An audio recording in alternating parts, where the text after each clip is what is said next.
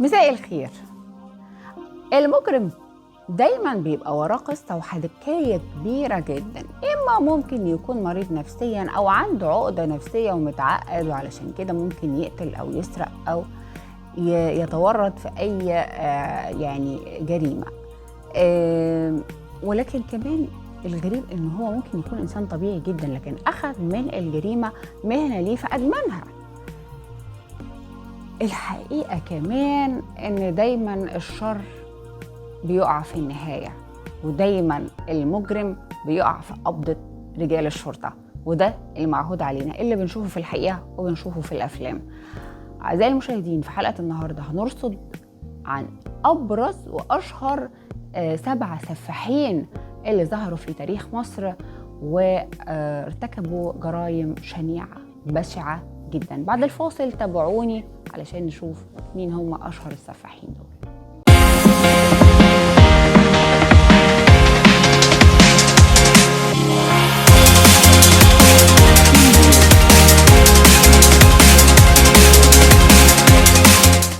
السفاح محمد منصور هو أول سفاح احنا ممكن نحكي عليه النهارده. هو خط الصعيد، اسمه محمد منصور، اتولد في أسيوط سنة 1907. اتعرف باسم الخط.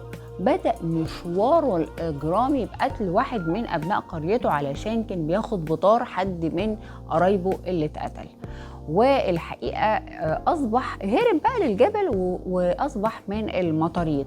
وبمرور الوقت شكل عصابة كبيرة جدا للسرقة والنهب وقطاع الطرق، وارتكب العصابة بتاعته دي ارتكبت أكتر من 20 جريمة قتل وشروع في قتل. ولكن الحقيقة الشرطة قدرت انها تقبض عليه، وتم قتل الخط سنة 1947. كان في تبادل اطلاق نار بينه وبين الشرطة، واثناء تسليمه فدية لطفل خطف.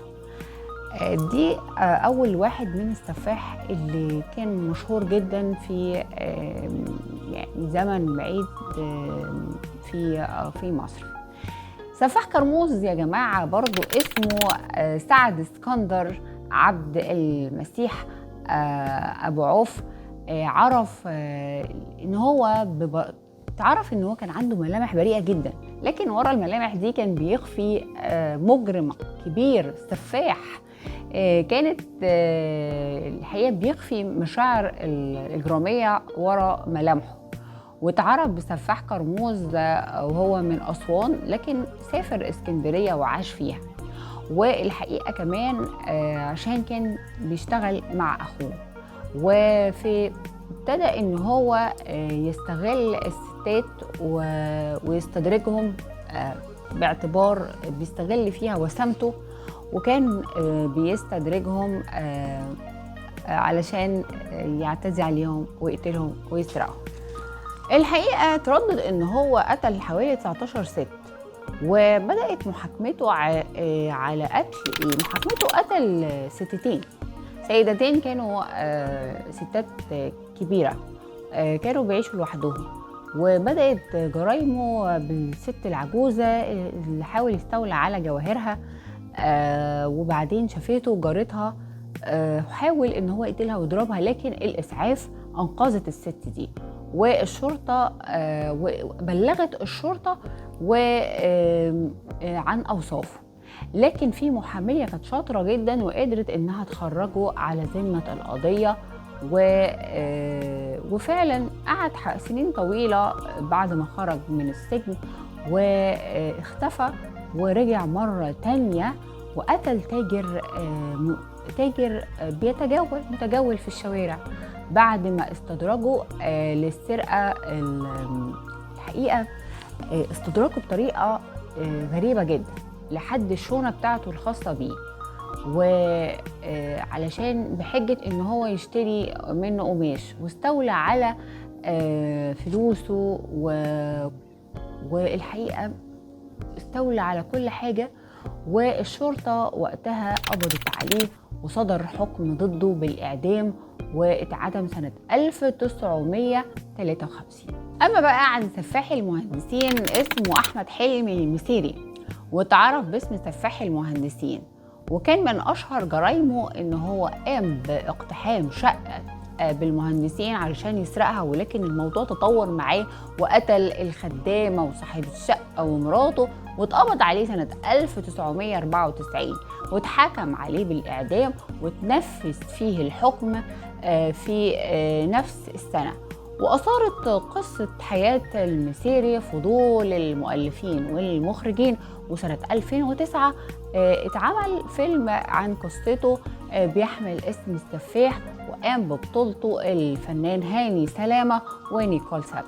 أما بقى عن سفاح رود الفرج، الحقيقة هو اسمه مصطفى خضر، من أشهر السفاحين في مصر خلال الثمانينات، وعرف وقتها إعلاميا بسفاح رود الفرج. اتعرف باسم سفاح رود الفرج، وبدأت جرايمه بقتل صاحبه لأسباب الحقيقة كانت مادية، وقتل حبيبته لاكتشافه خيانته ليها، كانت بتخونه، وتم القبض عليه قبل ما يقتل الضحية التاسعة سنة 1996، واتحكم عليه بالإعدام.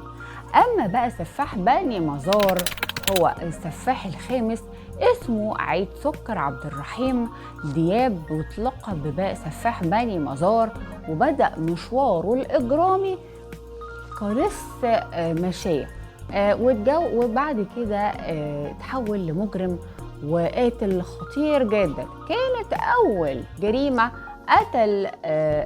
قتل قام بيها لما قتل وقتها أخوه ورمى جثته في بحر يوسف، وقتل كمان حوالي 56 ضحية، وبيعتبر هو السفاح الأول في مصر من النوع الخطير جدا.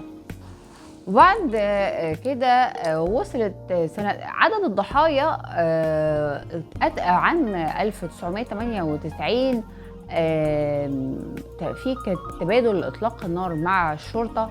بعد كده رفض الاستسلام، رفض ان هو يستسلم للشرطة.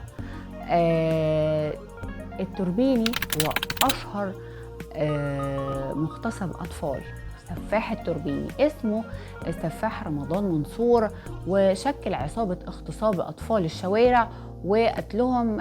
ده كان من فترة 2004 ل 2007، وبلغ ضحاياه حوالي 32 طفل في 8 محافظات.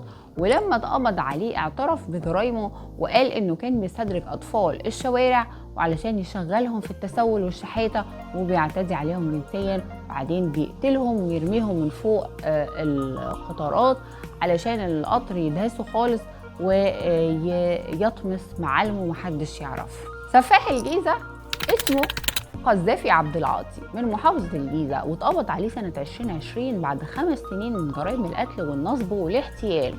والحقيقة كانت محصلة القتلى هم 4 ضحايا، منهم صديقه المقرب المهندس رضا وزوجته فاطمة، ونادين أخت مراته وزوجة أخرى.